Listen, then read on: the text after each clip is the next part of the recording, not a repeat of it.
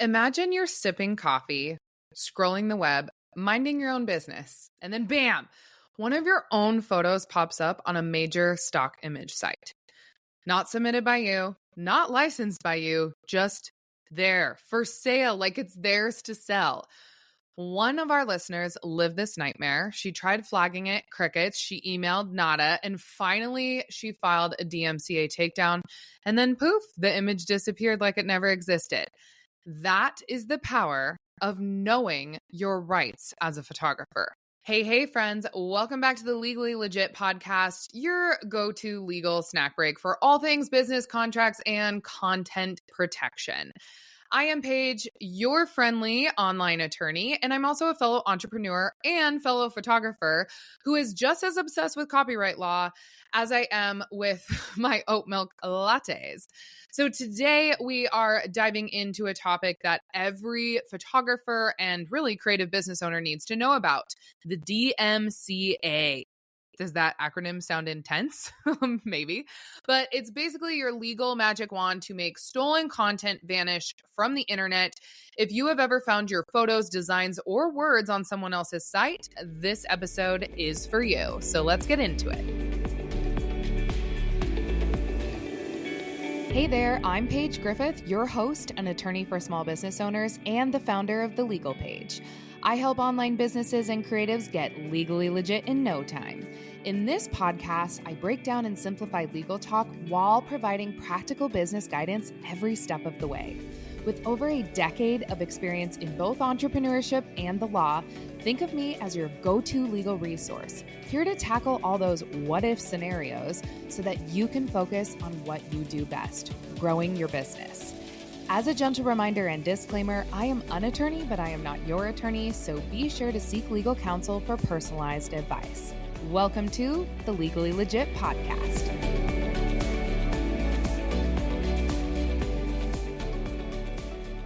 All right, I want to start out this episode with what is DMCA, aka the Digital Millennium Copyright Act.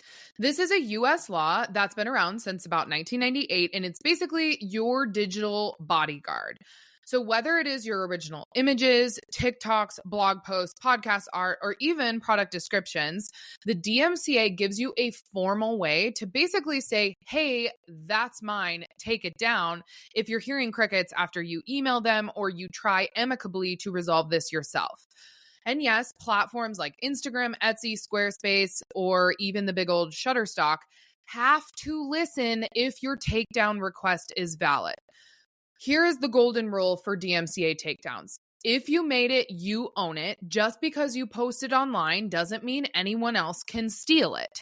So if someone copies your work without permission or uses it without permission, the Digital Millennium Copyright Act gives you a pathway to request its removal from the parent platform. What I mean by this is they are legally required if you submit something to Google or if you submit something to Shutterstock, so on and so forth, they are legally required to respond to valid DMCA takedown requests. So when and why should you use a DMCA takedown? Let's kind of talk here real life moments when DMCA takedowns make the most sense. Number one, someone screenshotted your photo or downloaded your photo by right-clicking online, and now your photo kind of shows up on some sketchy website that you've never heard of, or you immediately know that that photo is something you took, you did the whole composition for, the lighting for, you know that that's your photo. And then you see it somewhere that you never said it was okay to be there. That's a very, very common thing that happens. Or you put it up in a blog on your website, and then some vendor or someone is taking your photos. I see that a lot as well. And you haven't said yes, that they can do that. There is another common example of like someone screenshotting blog graphics and then they slap their logo on it. So I see that a lot too, where it's like a watermark situation where maybe they'll crop an image and then they'll slap their own logo on it and say it's theirs. I've also seen situations where a competitor kind of copies your entire sales page word for word I see that a lot. I see home pages copied word for word a lot. I see product descriptions copied word for word a lot. We have experienced that here at the legal page, where we've found competitors that have basically verbatim taken our top 3 most sold products, and they will go to our product pages and replicate our product pages. And it is so obvious, it's not even funny. So then we know how to get into the background of what website they're using, and we can go file DMCA takedowns there. We also own the copyright to our website, so it's really easy to kind of show copyright registration and get things taken down with DMCA takedowns. I also see very, very common where a large company, for example, here, Wrangler's jeans, I'll never forget, a photographer reached out and was like, hey, they have my photos in a massive campaign right now. I never gave it to them. What do I do? And they had to file not only cease and desist, but DMCA takedowns. And then they basically kind of had to file a lawsuit against Wrangler. And then things started getting taken down.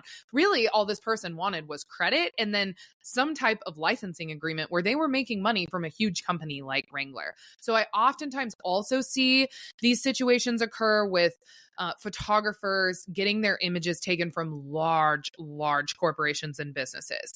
Now, filing a takedown won't always stop the infringer or the copycat forever. And no, a DMCA takedown is not going to get you damages. So I'm going to reiterate that for legal purposes. People are always like, oh, DMCA takedown's all I have to do, and then it's never going to occur again. This person's never going to do it. And I also may be in a position to get a licensing agreement put in place.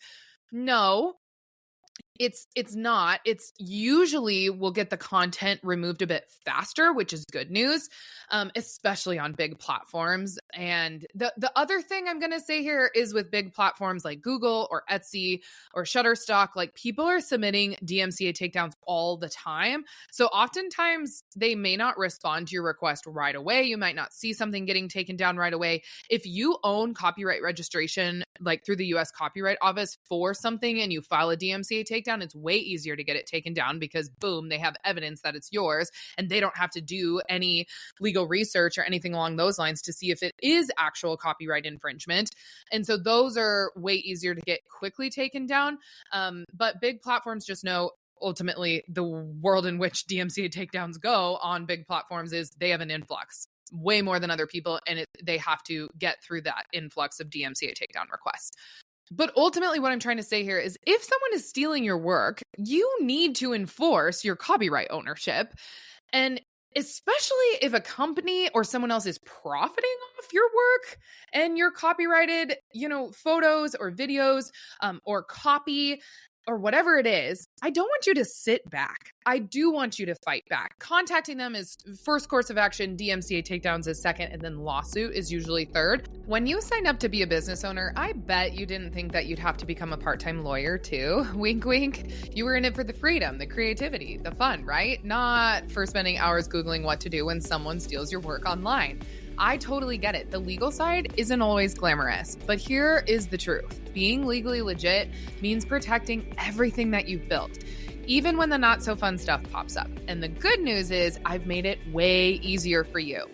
I created a free step-by-step guide called Protect Your Work: How to Legally Remove Copyright Infringements Online, and it walks you through exactly how to use the DMCA to take down stolen content online. If you haven't downloaded it yet, consider this your nudge.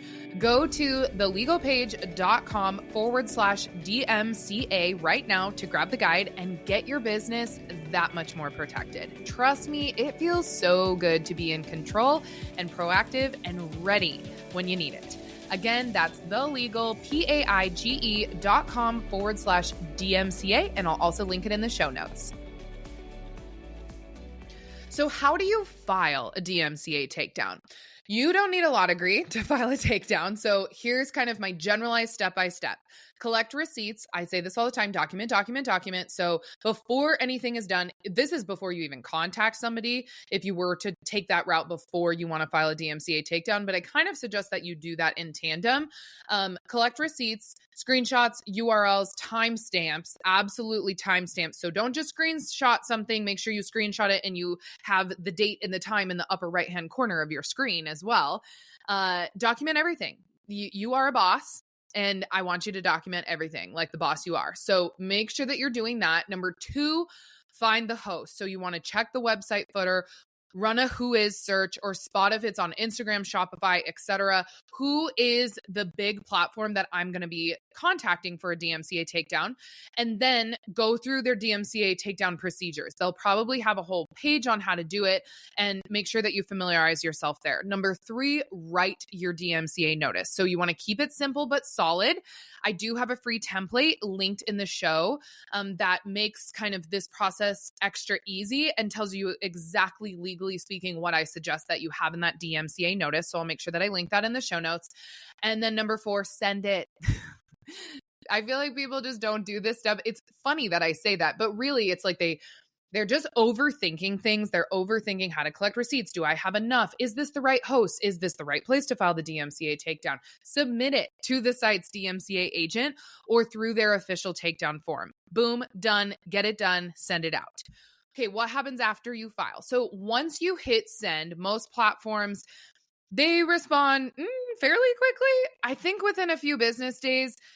If your notice is legitimate and the stolen content is clearly copyrighted by you and owned by you, usually that stolen content comes down pretty quickly. Again, larger platforms may have a lot more DMCA takedowns requests to go through, and so it might take more time. But I would say at least within a few days, if not within a week or 2, you will get a response. Heads up though, sometimes the other party files a counter notice claiming that they actually have the right to use the content. So sometimes these bigger platforms will then reach out to the infringer, and then the infringer files something for them. If that happens, then the platform might actually repost the content, even if they took it down to begin with as they're doing the investigation process. So they took it down. They're like, okay, this seems legitimate. I'm going to continue to investigate it. If there's a counter notice or there's some type of, I had the rights to this image, and they claim those rights, one, interestingly enough, why are they claiming this? And maybe they have good reason to think that they do, then the platform can actually repost the content unless you file a court case in response. So a lawsuit or a small claims court lawsuit or something along those lines. This is probably copyright infringement. So we're talking federal law, which can get really expensive. But sometimes as well, like if you then get a lawyer involved and you file a cease and desist, then usually it does come down for good, especially if you truly believe. And I always say the truth will always come out. Facts are the facts in the legal world. Lots of times there's no hearsay. Lots of times there's no ifs, ands, or buts, or this is what I thought was okay. The truth will come out. The facts will present themselves.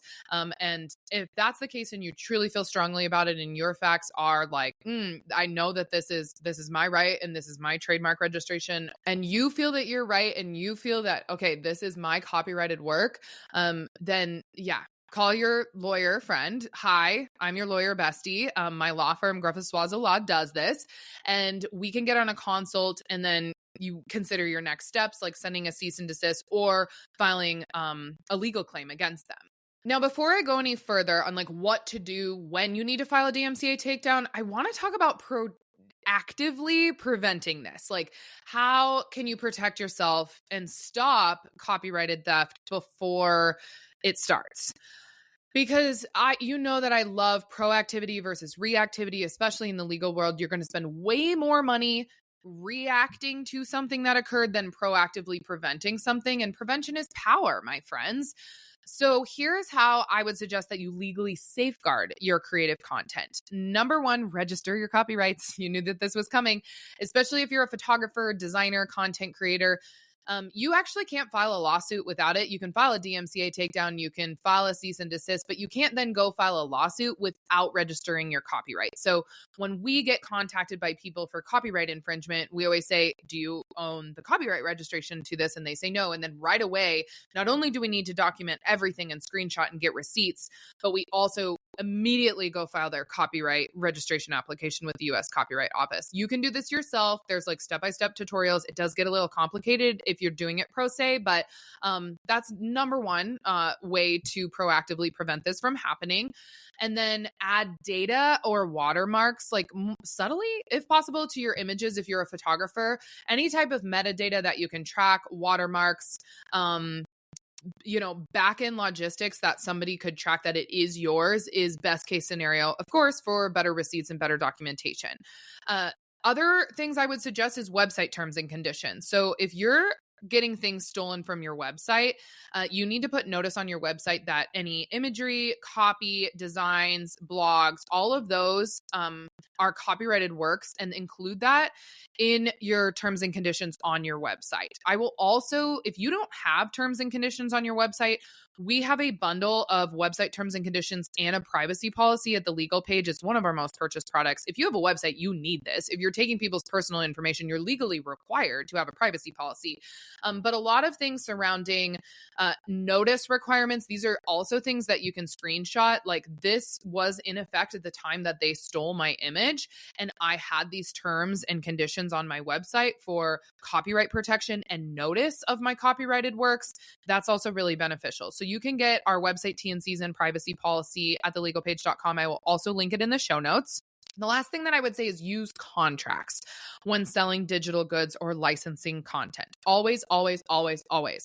So I've had stock imagery sites reach out to me and say, hey, like, we didn't have really good contracts in place with our contributors, years ago.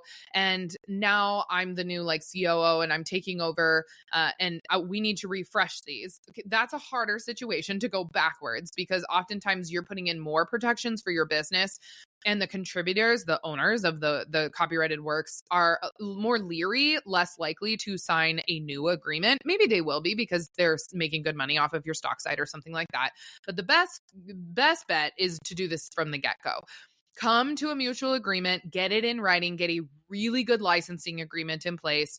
Or when you're selling any digital goods, get a digital product purchase and use agreement in place on your website. That is in addition to your website T&Cs.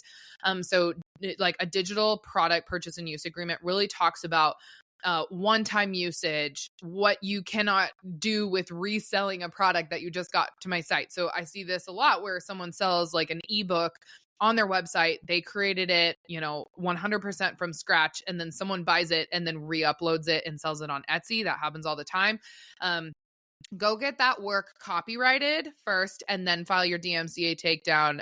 And Etsy's pretty good at taking those things down. They get them all the time, because there's always going to be scammers out there on your digital goods. But then you have documentation with a digital product purchase and use agreement, your website T&Cs, probably the deliverables you want to link back to and double down on what your licensing agreement is for someone downloading digital goods from your website. So don't just think that them like voluntarily checking a box that they agree to the terms and conditions of this purchase means that they actually agree to it, because there's just people out there that are going to do weird things. And if that's the case, you just want to show like these are all of the, the legal doubling down, the documentation that I was sending to them. Here's like when they got the zip file, here is my step-by-step approach, step-by-step guide of using this. And it also included and reiterated my license to use, that they could only use it for their business. They couldn't commercially use this for their own benefit, so on and so forth. All of that is in our digital product purchase and use agreement, which I highly, highly recommend if you are selling any type of digital goods. And I will link that in the show notes for you as well. All right, I want to shut down some common myths here before I wrap up this episode. So first one, if it's on the internet, it's free to use. Nope, nope, nope, nope, nope. Copyright laws still apply. Digital doesn't mean free for all, my friend. No, it doesn't. It's not just free to use. And there's been tons of federal court cases surrounding that in like the Google image search. Nope. Copyright laws still apply even to an image that you find on images on Google. Other myth, I gave credit, so it's fine. I took the image, but I gave credit to them, so it's fine. Giving credit does not mean getting permission, not even close. You need to have a licensing agreement in place, or at least licensing documentation via email in place, and the right and the granting written express permission for them to use the images. And number 3, if I didn't register it through the U.S. Copyright Office, I have no rights. No. You have copyright rights the minute and moment you create that copyrighted work. You still own the work the moment you create it. Registration just helps you enforce those rights in court and is required if you do file a lawsuit, but it's not required for a DMCA takedown. So know that. It does bolster and benefit your application for a DMCA takedown and notice to that platform. But just because you didn't register it doesn't mean you don't have any rights. You do have common law copyright ownership rights over that. Here's what I'll say as kind of my final thoughts. You do not have to let people steal your work time and time again. Not today, not tomorrow, not ever. You do have tools, and now you have the legal know-how because you're a Legally Legit podcast listener. Good for you. You can stand up for yourself and your business, and I want you to.